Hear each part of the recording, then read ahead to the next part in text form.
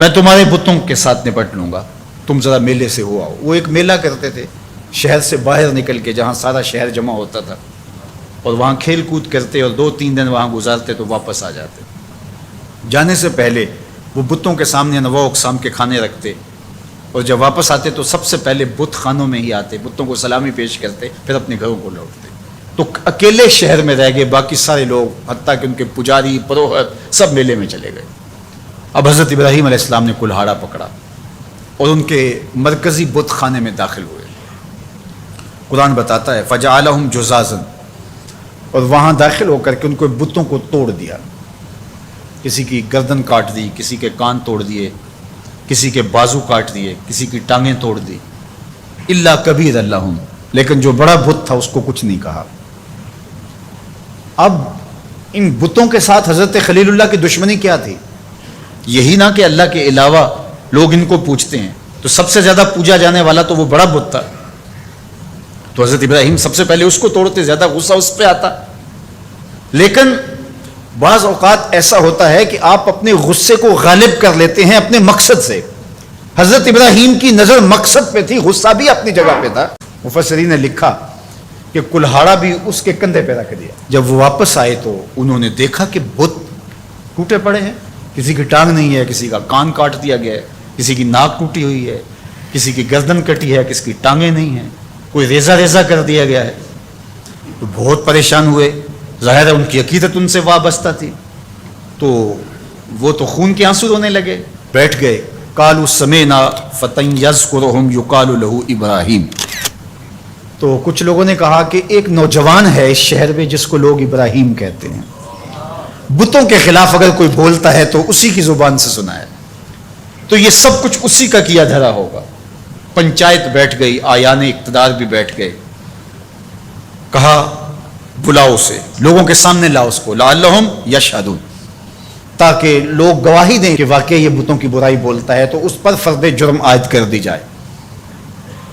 اب حضرت ابراہیم کو پیغام جاتا ہے کہ تمہیں پنچایت میں بلایا جا رہا ہے، پورے شہر میں ایک ہی اللہ کا پرستار ہے۔ ابراہیم علیہ السلام اب آتے ہی ہیں تو ان کو دیکھتے ہی وہ جھٹ بول پڑے، اَأَنْتَ فَعَلْتَ هَذَا بِآلِهَتِنَا یا ابراہیم، اے ابراہیم ہمارے ان خداؤں کے ساتھ یہ سلوک تم نے کیا ہے؟ ایک دم سب نے جو ہے وہ آوازیں لگانا شروع کر دی۔ ابراہیم علیہ السلام نے 2 ٹوک واضح اور مناسب حال، جو ان کے اوپر کلہاڑے کے وار سے بھی زیادہ کاری ہو، جواب دیا۔ قال بل فعلہ کبیرہم ھذا فاسألوہم ان کانوا ینطقون، کہا بڑے نے کیا ہوگا، اسلحہ اس سے برآمد ہوا ہے، چلو نہیں تو ان سے پوچھ لو تمہارے ساتھ یہ کس نے کیا ہے۔ کتنا خوبصورت جواب تھا۔ حضرت ابراہیم علیہ السلام نے ان کا ناطقہ بند کر کے رکھ دیا، ان کی بولتی بند ہو گئی۔ کہا بڑے نے کیا ہوگا، ظاہر لڑائی ہوگی کہ یہ کہتا ہوگا میں بڑا ہوں تم چھوٹے، درمیان میں کیوں آ گئے، آپس میں لڑائی ہوگی، تو یہ اس کی طاقت کا مظاہرہ ہوا ہے، دیکھو اسلحہ بھی اس سے برآمد ہو رہا ہے۔ اچھا چلو یہ نہیں بولتا، تمہارے ڈر کی وجہ سے نہیں بول رہا تمہارا خدا، تمہارے ڈر کی وجہ سے تمہارا خدا نہیں بول رہا، تو جن کے ساتھ ظلم ہوا ان سے پوچھ لو کہ تمہارے ساتھ یہ سلوک کس نے کیا۔ ثم نکسوا علی رؤوسہم، پھر انہوں نے شرمندگی سے اپنے سروں کو اپنے گھٹنوں پہ رکھ لیا، آنکھوں میں آنکھیں ڈال کے بات نہیں کر رہے تھے، سر جھکے ہوئے تھے، نظریں جھکی ہوئی تھی۔ ان کے لفظوں کی لجاجت دیکھیے، اس سے ٹپکتی ہوئی مسکنت دیکھیے، لفظوں کے انداز سے ان کے اندر کی شکست و ریخت کا اندازہ کیجیے، ان کے اندر کی بے بسی دیکھیے، اور ان کے اعتقاد کو کرچی کرچی ہوتے دیکھیے۔ حضرت ابراہیم نے جو ضرب لگائی تھی کلہاڑے سے، یہ ضرب اب جو لگی کہ ان بتوں سے پوچھو یہ اس سے بھی زیادہ کاری تھی۔ کیا بولتے ہیں؟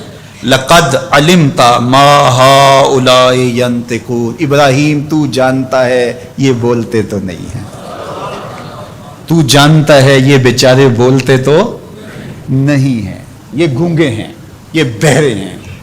اللہ اکبر، حضرت ابراہیم یہی تو انہیں لانا چاہتے تھے جہاں وہ آگے، اب ان کے سر جھکے ہوئے۔ حضرت ابراہیم علیہ السلام اسی وقت کی تلاش میں تھے، ارشاد فرمایا قال افتعبدون من دون اللہ ما لا ينفعکم شیئا ولا یضرکم اف لکم ولما تعبدون من دون اللہ افلا تعقلون۔ بتوں کی بے بسی پر اب جو کلہاڑے برس رہے ہیں، فکر کے تازیانے برس رہے ہیں، وہ ان کلہاڑوں کے وادوں سے زیادہ کاری اور سخت ہیں جس سے پہلے بت توڑے تھے. اب سنیے جناب ابراہیم کیا کہہ رہے ہیں. کیا تم اللہ کے علاوہ ان کو پوچھتے ہو ما لا ينفعکم شیئا ولا یضرکم, جو تمہیں کوئی نفع نہیں دے سکتے نہ تمہیں کوئی نقصان پہنچا سکتے, یعنی جو اپنے آپ کو بچا نہیں سکتے تمہیں کیسے بچا پائیں گے. آگے کہا اف لکم, ان لفظوں کی کاٹ دیکھیے, ان لفظوں کی اٹھان دیکھیے. اف لکم, افسوس ہے تمہارے اوپر. وَلِمَا تَعْبُدُونَ مِن دُونِ اللَّهِ, اور ان پر افسوس جن کو تم اللہ کے علاوہ پوچھتے ہو. افلا تعقلون, تمہارے اندر عقل نہیں ہے؟ ذرا سوچو کہ وہ جو اپنے آپ کو بچا نہ سکے وہ تمہیں کیسے بچا سکیں گے. اب سکوت مرگ طاری ہے, کوئی بولتا نہیں ہے. جب منطق اور دلیل خاموش ہو جائے تو پھر ایک ہی طریقہ ہوتا ہے, لگا دو پابندیاں, جسے جینے کا حق چھین لو.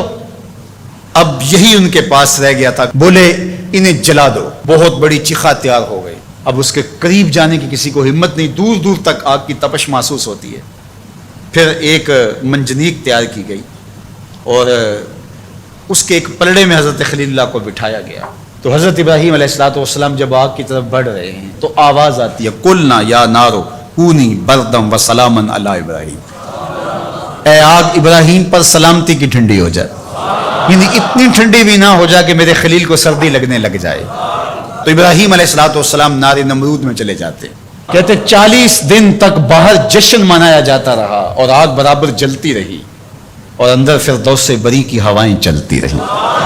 حضرت ابراہیم کے لیے وہ آگ گلزار بن چکی تھی. 40 دن کے بعد جب آگ بجھی تو حضرت ابراہیم ان دہکتے ہوئے کوئلوں سے یوں باہر نکل کے آئے جس طرح کوئی نازنین پھولوں پہ چل کے آتا ہے.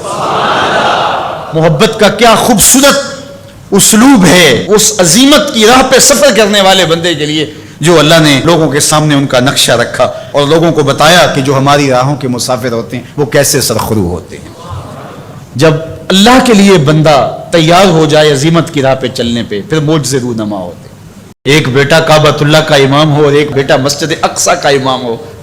بھلا ایسا بھی خوش بخت باپ آپ نے دیکھا ہے جس کی نسل سے انبیاء ہوں, جد الانبیاء کہلائے. اللہ تعالیٰ جل شانہ حضرت ابراہیم علیہ السلام کو ان عزتوں سے مالا مال کیا جو انہی کا مقصود ہے. جس ماحول میں آنکھ کھولتے ہیں وہ کفر کا اور شرک کا ماحول تھا. فطرت سلیمہ اس کو گوارا نہ کر پائی. قرآن مجید نے اس کہانی کو کتنی خوبصورتی کے ساتھ بیان فرمایا. ارشاد کیا وَلَقَدْ آتَيْنَا إِبْرَاهِيمَ رُشْدَهُ مِنْ قَبْلُ, ہم نے ابراہیم علیہ الصلوۃ والسلام کو پہلے سے ہی رشد و ہدایت کے نور سے مالا مال کیا تھا.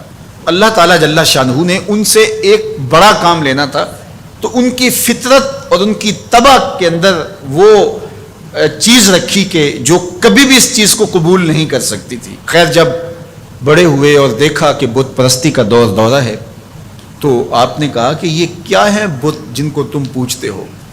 تو انہوں نے کہا کہ ہمارے آباء و اجداد ان کو پوچھتے آئے ہیں اور شروع سے ان کی پرستش چل رہی ہے, لہٰذا ہم ان کو ترک نہیں کر سکتے. ان کے ذہن کے اندر یہ چیز اچھی طرح سے جم چکی تھی کہ یہ بت ہی ہمارے کارساز ہیں, ہماری ضرورتوں کے کفیل ہیں اور ہمارے معبود ہیں, اور ان کی توہین کبھی سوچا بھی نہیں جا سکتا. اب اس کا حل کیا نکالا ذرا دیکھیے. قرآن بتاتا ہے, بولے وَتَاللَّهِ لَأَكِيدَنَّ أَصْنَامَكُمْ بَعْدَ أَن تَوَلُّوا مُدْبِرِينَ,